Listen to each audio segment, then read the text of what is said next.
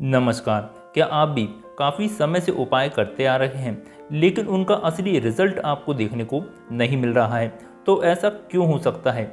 इसी के विषय में आज के इस वीडियो में हम चर्चा करने वाले हैं कि कुंडली की परिस्थिति के अनुसार किस समय हमें किन तरह के उपाय करने चाहिए, किन परिस्थितियों में हमें रत्न धारण करना चाहिए, किन परिस्थितियों में हमें जाप और पूजा अर्चना करनी चाहिए और किस परिस्थिति में हमें उस ग्रह से रिलेटेड दान करना चाहिए। तो आज के इस वीडियो में हम इसी विषय में चर्चा करने वाले हैं। तो चलिए बने रहिएगा आज की वीडियो में।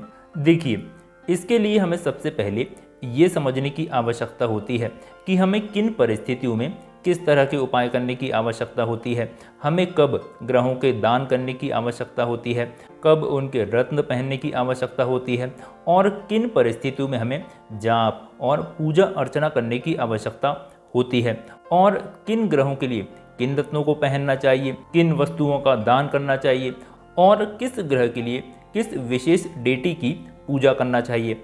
आज के इस वीडियो में हम यही चर्चा करने वाले हैं। देखिए, यदि हम बात करें कुंडली की, तो देखिए कुंडली में आपके ग्रह तीन तरह से फल दे सकते हैं। या तो वे बहुत ही ज़्यादा योग कारक हो सकते हैं जिसके कारण उस ग्रह के आपको काफ़ी अच्छे शुभ परिणाम देखने को मिल सकते हैं और ऐसी स्थिति में उस ग्रह से रिलेटेड रत्न पहनने की आवश्यकता होती है ताकि उस ग्रह को बल मिल सके। लेकिन कई बार होता यह है कि एक से ज़्यादा ग्रह अच्छे परिणाम देने वाले होते हैं लेकिन वे कमज़ोर स्थिति में होते हैं और कई बार ऐसी स्थिति आ जाती है कि हम उन दोनों ग्रहों के रत्न आपस में एक साथ नहीं पहन सकते, क्योंकि कई बार वे दोनों ग्रह आपस में मित्र नहीं होते हैं लेकिन हमें उन दोनों ही ग्रहों को बल देने की आवश्यकता होती है। तो ऐसी स्थिति में हम ये कर सकते हैं कि उन दोनों ही ग्रहों में से जो ग्रह हमारे लिए ज़्यादा योग कारक हो उसका हम रत्न पहन सकते हैं और जो दूसरा ग्रह है जिसका हम रत्न पहनना तो चाहते हैं लेकिन नहीं पहन सकते, लेकिन उसको भी हमें बल देने की ज़रूरत है, तो ऐसी स्थिति में हम उस ग्रह से रिलेटेड डेटी की पूजा अर्चना कर सकते हैं, जाप कर सकते हैं। इसके माध्यम से भी हम उस ग्रह को बल प्रदान कर सकते हैं। देखिए, यहाँ पर किसी भी स्थिति में इन दोनों ही ग्रहों के दान करने की आवश्यकता बिल्कुल भी नहीं रहती है, क्योंकि ये दोनों ही ग्रह योग कारक हैं। दान हमें उन ग्रहों का करने की आवश्यकता होती है जो हमारे लिए निगेटिव फल देने वाले हैं, जो हमारी कुंडली के अनुसार बुरा फल दे रहे हैं। ऐसे ग्रहों के रत्न बिल्कुल नहीं पहनने चाहिए। ऐसे ग्रहों की हमें दान करने की आवश्यकता होती है और ऐसे ग्रहों की भी हम जाप या पूजा अर्चना कर सकते हैं। देखिए, किसी भी ग्रह का पूजा अर्चना और जाप हम किसी भी परिस्थिति में कर सकते हैं, वो हमेशा शुभ फल ही प्रदान करता है। यदि कोई ग्रह अशुभ फल देने वाला है तो उसके अशुभ फलों में कमी आ जाती है और यदि कोई ग्रह शुभ फल दे रहा है तो उसकी पूजन अर्चन से उसके शुभ फलों में वृद्धि हो जाती है। इसीलिए मंत्र जाप किसी भी परिस्थिति में शुभ फल प्रदायी हो सकता है। अब चलिए ये समझने की कोशिश करते हैं कि किस ग्रह के लिए कौन कौन से रत्न पहने जा सकते हैं, कौन कौन सी वस्तुओं का दान किया जा सकता है और यदि हम बात करें पूजा अर्चना की तो कौन से ग्रह के लिए किन देवी देवताओं की पूजा की जा सकती है जिससे उनके फलों में वृद्धि हो सके। देखिए, कई बार आपने टीवी में या अन्य वीडियोस के माध्यम से ये देखा होगा कि कई सारे एस्ट्रोलॉजर कई सारी धातुएं, कई सारे अनाज को दान करने की सलाह देते हैं और वो इसीलिए क्योंकि प्रत्येक ग्रह से रिलेटेड कुछ धातुएं होती हैं, कुछ अनाज होते हैं जिनको दान करने से वो जो ग्रह हैं वो अपने अशुभ फल दिखाना बंद कर देते हैं या उनके अशुभ फलों में कमी आ जाती है और इन्हीं से रिलेटेड जितने भी जो उपाय हैं वो डिज़ाइन किए जाते हैं।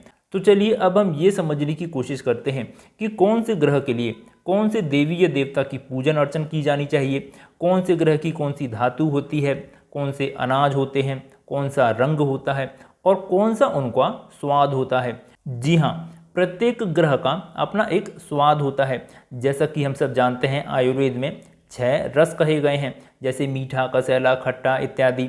तो इसी को ध्यान में रखते हुए यदि कोई ग्रह हमें बुरा फल दे रहा है तो हम उससे रिलेटेड रस या उससे रिलेटेड स्वाद वाली चीज़ों को कम कर सकते हैं या दान कर सकते हैं और इस तरह से भी हम अपनी कुंडली के अनुसार ग्रहों की रेमेडीज़ को खुद ही डिज़ाइन कर सकते हैं।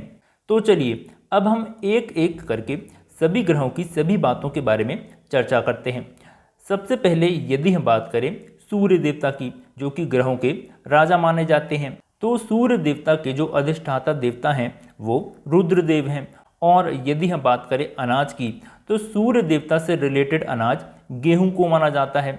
इसी तरह से यदि हम बात करें धातुओं की, तो सूर्य ग्रह के लिए तांबा धातु है। साथ ही साथ यदि हम बात करें कलर की, तो सूर्य देवता के लिए रेड कलर, ऑरेंज कलर काम में लिया जाता है। और यदि हम बात करें सूर्य देवता के स्वाद की या 6 रसों में से एक की, तो सूर्य देवता से रिलेटेड कड़वा रस माना जाता है या कड़वा टेस्ट माना जाता है। तो यदि आपको सूर्य देवता से रिलेटेड कोई दान करना है तो आप गेहूं का दान कर सकते हैं, ऑरेंज और रेड कलर के कपड़ों का दान कर सकते हैं, जितनी भी कड़वी खाने वाली वस्तुएं होती हैं उनका दान कर सकते हैं। ये सब करने से आपको सूर्य देवता के विपरीत परिणामों में कमी देखने को मिल जाएगी। इसके बाद यदि हम बात करें चंद्र देवता की, तो देखिए चंद्र देवता के लिए पार्वती माता की पूजा की जाती है। और यदि हम बात करें अनाजों की, तो चंद्र देवता के लिए चावल का दान किया जाता है। इसी तरह से यदि हम बात करें धातुओं की, तो देखिए यहाँ आप बहुत ध्यान दीजिएगा, चंद्र देवता की धातु होती है कांसा धातु। जी हाँ, चंद्र देवता की धातु चांदी नहीं होती है, चांदी असल में शुक्र देवता की धातु होती है। चंद्र देवता की धातु होती है कांसा और चंद्रदेव का कलर होता है सफ़ेद। इसी के कारण धातु भी चांदी कह दी जाती है, क्योंकि चंद्र देवता का रंग सफ़ेद माना जाता है। और यदि हम बात करें 6 रसों में से एक की, तो चंद्र देवता का जो रस है वो है नमकीन। इसका मतलब ये कि आपको चंद्र देवता से रिलेटेड कोई दान करना है तो आप नमकीन वस्तुओं का दान कर सकते हैं, सफ़ेद वस्त्र का दान कर सकते हैं और आप माता पार्वती की पूजा कर सकते हैं। इसी तरह से यदि हम बात करें मंगल की, तो देखिए मंगल के अधिष्ठाता देवता कार्तिकेय भगवान कहे जाते हैं। और यदि हम बात करें अनाजों की, तो मंगल के लिए मसूर का दान किया जाता है। इसी तरह से यदि हम बात करें धातुओं की, तो मंगल से रिलेटेड धातु भी तांबा कही गई है। और यदि हम बात करें मंगल देवता के कलर की, तो देखिए मंगल देवता के लिए फायर रेड कलर कहा जाता है, जो थोड़ा लाल कलर जला जला सा होता है, वो मंगल देवता का कलर कहा जाता है। और यदि हम बात करें स्वाद की, तो मंगल देवता तीखे रस के स्वामी माने जाते हैं। इसका मतलब यदि हमें मंगल देवता का किसी भी प्रकार का दान करना है तो हम रेड कलर की चीज़ों का दान करेंगे, जो कि थोड़ी ज़्यादा रेडिश होंगी। इसी तरह से जो चीज़ें तीखी होती हैं स्वाद में, उनका दान किया जा सकता है मंगल देवता के लिए, तांबे का दान किया जा सकता है। और इस तरह से मंगल देवता की रेमेडीज़ की जा सकती हैं। इसके बाद यदि हम बात करें गुरु देवता की, यानी कि बृहस्पति देवता की, तो इनके अधिष्ठाता देवता ब्रह्म देवता हैं। और यदि हम बात करें अनाज की, तो गुरु से रिलेटेड अनाज चना को माना जाता है। इसी तरह से यदि हम बात करें धातुओं की, तो गुरु से रिलेटेड धातु सोने को माना जाता है और कलर इनका होता है पीला या गोल्डन हम कह सकते हैं। और यदि हम बात करें स्वाद की, तो गुरु देवता का जो रिलेटेड स्वाद है वो है मीठा रस, यानी कि स्वीट। तो यदि हमें गुरु देवता के लिए किसी प्रकार का दान करना है तो हम पीले या सुनहरे रंग के कपड़े दान कर सकते हैं, मिठाइयाँ दान कर सकते हैं, चना दान कर सकते हैं और इस तरह से हम गुरु देवता को प्रसन्न कर सकते हैं। इसके बाद यदि हम बात करें बुध देवता की, तो देखिए बुध के अधिष्ठाता देवता भगवान विष्णु को कहा गया है।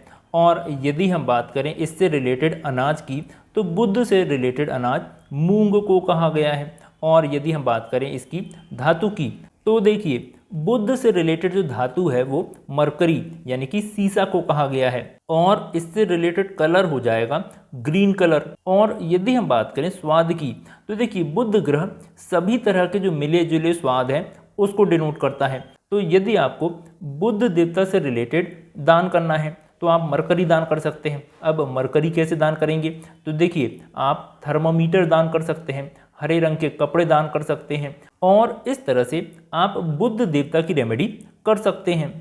इसके बाद यदि हम बात करें शुक्र देवता की, तो शुक्र देवता की अधिष्ठाता देवी लक्ष्मी जी को कहा गया है। और यदि हम बात करें अनाज की, तो देखिए शुक्र देवता के लिए जिस अनाज का वर्णन शास्त्रों में किया गया है वो किया गया है काली मूंग का। और यदि हम बात करें धातुओं की, तो शुक्र की धातु चांदी होती है। जी हाँ, शुक्र की धातु होती है चांदी, ना कि चंद्रमा की। और यदि हम बात करें कलर्स की, तो देखिए शुक्र देवता के लिए सभी तरह के लाइट और चमकीले कलर्स माने जाते हैं जिनमें थोड़ी ज़्यादा चमक हो। और यदि हम बात करें शुक्र से रिलेटेड स्वाद की, तो शुक्र के लिए खट्टा रस कहा गया है, यानी कि खट्टी चीज़ों को कहा गया है। इसका मतलब ये कि हमें शुक्र से रिलेटेड किसी वस्तु को दान करना है तो वे खट्टी चीज़ें होंगी, जैसे खट्टे फल हो सकते हैं, उनसे रिलेटेड दान हम शुक्र के लिए कर सकते हैं। अब जैसे हमें शुक्र के लिए कपड़े दान करना है तो हम किसी भी प्रकार के लाइट कलर के ऐसे कपड़े जिनमें थोड़ी चमक हो वो दान कर सकते हैं। इसके बाद यदि हम बात करें शनि देवता की, तो शनि देवता के अधिष्ठाता देव यमदेव को कहा गया है, यानी कि यमराज को कहा गया है। इसी तरह से यदि हम बात करें अनाजों की, तो शनि देवता के लिए काले तिल का वर्णन मिलता है। इसके बाद यदि हम बात करें धातु की, तो जैसा कि हम सब जानते हैं शनि देवता की धातु लोहे को कहा जाता है। और यदि हम बात करें कलर की, तो शनि देवता के लिए ब्लैक, डार्क नीले कलर कहे गए हैं। इसी तरह से यदि हम बात करें 6 रसों में से एक की, यानी कि स्वाद की, तो शनि देवता से रिलेटेड रस होता है कसेला। कसेले से रिलेटेड चीज़ें क्या हो सकती हैं, जैसे आंवला हो सकता है, जामुन हो सकती है। जैसे जामुन का कलर भी डार्क होता है, तो यदि हमें शनि देवता से रिलेटेड कोई दान करना है तो आप जामुन का दान कर सकते हैं। कोई ऐसा कपड़ा जो कि थोड़ा जला हुआ टाइप का ब्लैक दिखता हो, उसका दान किया जा सकता है। लोहे का दान किया जा सकता है, काले तिल का दान किया जा सकता है। और इस तरह से शनि देवता से रिलेटेड चीज़ों का दान किया जा सकता है। और अंत में यदि हम बात करें राहु और केतु की, तो देखिए राहु के अधिष्ठाता देवता नाग देवता हैं और केतु के अधिष्ठाता देवता ब्रह्मदेव को कहा गया है। साथ ही साथ यदि हम बात करें अनाज की, तो राहु के लिए उड़द का दान किया जाता है और केतु के लिए कुल्थी का दान किया जाता है। तो ये तो हो गई वो वस्तुएं जिनका दान करने से हमें उनसे रिलेटेड ग्रहों के बुरे परिणामों में कमी देखने को मिल सकती है। अब यदि हम बात करें रत्नों की, तो रत्नों में भी कई सारे रत्न और उपरत्न पाए जाते हैं। प्रत्येक ग्रह के अपने अपने रत्न और उपरत्न होते हैं जिन्हें धारण करने से उनको बल मिलता है, और यदि वे शुभ फल प्रदान करने वाले हैं तो उनके शुभ फलों में भी वृद्धि देखने को मिलती है। अब देखिए यहाँ पर भी कई सारी कन्फ्यूजन है जिनके बारे में बात करना बहुत ज़रूरी हो जाता है। देखिए जैसा कि हम बात करें सूर्य की रत्न माणिक्य की, तो देखिए आज की डेट में सूर्य का रत्न माणिक जो कि बर्मा का हो या मोजाम्बिक रूबी कह लीजिए, तो ये बहुत महंगे आते हैं जो कि एक आम इंसान की पहुंच से काफ़ी ज़्यादा बाहर होते हैं। इसी के कारण सस्ता और कम अच्छा रूबी पहनने से अच्छा है कि हम उसका उपरत्न पहन लें जो कि अच्छी क्वालिटी का हो सकता है। तो देखिए अब सूर्य के उपरत्न कौन कौन से हो सकते हैं, तो देखिए सूर्य देवता के लिए आप रूबी के अलावा रेड स्पाइनल और रेड गार्नेट स्टोन पहन सकते हैं। इसी तरह से यदि हम बात करें चंद्र देवता की, जिनका स्टोन मोती को कहा जाता है, लेकिन यदि आपको अच्छी क्वालिटी का मोती या पर्ल नहीं मिल रहा है तो आप मोती के स्थान पर मून स्टोन भी पहन सकते हैं। और कई बार ये भी देखा गया है कि जो गोमती चक्र हैं वो भी चंद्र देवता के लिए काफ़ी अच्छे परिणाम लेके आते हैं। तो यदि आपको मोती और मून स्टोन दोनों नहीं मिल रहे हैं तो आप गोमती चक्र भी इस्तेमाल कर सकते हैं। इसके बाद यदि हम बात करें मंगल देवता की, जिनका जेमस्टोन मूंगा होता है, यानी कि लाल मूंगा। हालांकि ये ज़्यादा महंगा नहीं आता है, लेकिन यदि आपको ये नहीं मिल पा रहा है तो इसके बदले आप रेड जैस्पर या कार्नेलियन पहन सकते हैं, ये भी काफ़ी अच्छा काम करते हैं। इसके बाद यदि हम बात करें जुपिटर की, जिसका एक्चुअल रत्न येलो सफ़ायर या पुखराज को कहा जाता है, जो कि मार्केट में काफ़ी महंगा आता है और इसके काफ़ी सारे नकली पोखराज देखने को मिलते हैं। तो यदि आपको असली पोखराज नहीं मिल रहा है तो उसके बदले आप अच्छी क्वालिटी का सिट्रीन पहन सकते हैं या एक अच्छी क्वालिटी का येलो टोपैज पहन सकते हैं। और वो भी यदि आपको पॉसिबल नहीं हो पा रहा है तो गुरु देवता के लिए आप येलो एगेट भी कह सकते हैं, जिसे हम पीला हकीक कहते हैं। देखिए लेकिन अंतर ये आता है कि पीला हकीक यदि आप पहनते हैं तो उसको पोखराज के कंपैरिजन में काफ़ी बड़ा पहनने की आवश्यकता होती है, जैसे 15 कैरेट, 20 कैरेट इस तरह का, क्योंकि ये जो सेमी प्रीशियस स्टोन्स होते हैं जैसे कि हकीक, लाजवर्त, ओपल, ये थोड़े बड़े साइज़ के पहने जाते हैं। तो यदि आपको अच्छा पोखराज नहीं मिल रहा है लेकिन पीला हकीक आपको अच्छा मिल रहा है तो आप पीले हकीक को प्रायोरिटाइज कर सकते हैं। इसी तरह से यदि हम बात करें बुद्ध देवता की, जिनका जेमस्टोन पन्ना होता है, यानी कि एमरल्ड, यदि आपको पन्ना नहीं मिल पा रहा है तो आप ग्रीन ऑनेक्स पहन सकते हैं। और यदि आप चाहें तो बुध देवता के लिए पेरिडोट भी पहन सकते हैं। इसके बाद यदि हम बात करें शुक्र देवता की, जिनका मेन स्टोन डायमंड को कहा जाता है, लेकिन देखिए कई बार डायमंड से भी ज़्यादा अच्छा प्रभाव उनके सेमी प्रीशियस स्टोन्स के द्वारा देखने को मिलता है, जैसे कि ओपल है, फिरोज़ा है। जी हाँ, फिरोज़ा भी एक्चुअली में शुक्र देवता का रत्न ही माना जाता है। इसके अलावा आप वाइट सफ़ायर पहन सकते हैं या जिरकन भी आप पहन सकते हैं। लेकिन शुक्र देवता के लिए डायमंड के बाद यदि सबसे अच्छा कोई जेमस्टोन होता है तो वो होता है ओपल, जो कि कई बार डायमंड से भी ज़्यादा अच्छा प्रभाव दिखाता है, क्योंकि इसमें डायमंड की तरह निगेटिव प्रभाव देखने को नहीं मिलते हैं। इसी तरह से यदि हम बात करें शनि देवता के ब्लू सफ़ायर की, यानी कि नीलम रत्न की, अब जैसा कि हम सभी जानते हैं नीलम रत्न कई बार बहुत लोगों को सूट नहीं होता है, और जितनी हमने नीलम रत्न की अच्छी कहानियाँ सुनी हैं उससे ज़्यादा हमने ये कहानियाँ सुनी है कि नीलम रत्न पहनने से व्यक्ति कंगाल तक हो चुका है। इसी के कारण आपको नीलम पहनने से ज़्यादा अच्छा उसके सेमी प्रीशियस स्टोन्स पहनने चाहिए। जैसे नीलम के सेमी प्रीशियस स्टोन्स कौन से हो सकते हैं? वो हो सकते हैं एमेथिस्ट, और सबसे अच्छा आप नीलम के बदले लापिस लजूली या लाजवर्थ पहन सकते हैं। देखिए ये जो सेमी प्रीशियस स्टोन्स होते हैं ये प्लैनेट्स को एक्टिवेट करने का काम करते हैं, एकदम से बहुत ज़्यादा एनर्जी सप्लाई नहीं करते हैं। इसके कारण होता ये है कि प्लैनेट्स के जो नेगेटिव रिजल्ट्स हैं वो नहीं मिल पाते हैं, लेकिन क्योंकि ये उस प्लैनेट को एक्टिवेट कर देते हैं इसके कारण उनके पॉजिटिव रिजल्ट्स मिलना शुरू हो जाते हैं। तो यदि आपकी कुंडली के अकॉर्डिंग आपको शनि देवता का रत्न पहनने की आवश्यकता लग रही है तो आप लाजवर्थ को प्रायोरिटाइज कर सकते हैं। और इसी तरह से राहु देवता के लिए हेजोनाइट और केतु देवता के लिए कैट्स आई या टाइगर आई आप पहन सकते हैं। लेकिन देखिए ज़्यादातर केसेस में हमें राहु और केतु देवता के रत्न नहीं पहनने चाहिए, क्योंकि राहु और देवता कुंडली में हमेशा वक्री पाए जाते हैं। वक्री का मतलब आप सिर्फ इतना समझ लीजिए कि ये नॉर्मल से 3 गुना ज़्यादा पावरफुल वैसे ही होते हैं। इसीलिए ज़्यादातर राहु और केतु देवता के रत्नों को पहनने की सलाह नहीं ही दी जाती है, क्योंकि ये फायदे से ज़्यादा नुकसान ही करते हैं। तो इस तरह से आज की वीडियो में हमने देखा आप किस तरह से अपनी कुंडली के ग्रहों के अनुसार उनके रत्न पहन सकते हैं, या यदि वे अशुभ फल देने वाले हैं तो उनसे रिलेटेड देवी देवताओं की पूजा कर सकते हैं, या उनसे रिलेटेड अनाज या वस्तुओं का दान कर सकते हैं। यदि आपको आज का ये वीडियो पसंद आया हो तो इस वीडियो को लाइक और शेयर ज़रूर कीजिएगा, साथ ही साथ इस चैनल को सब्सक्राइब ज़रूर कर लीजिएगा। तो चलिए आज की वीडियो में इतना ही, धन्यवाद।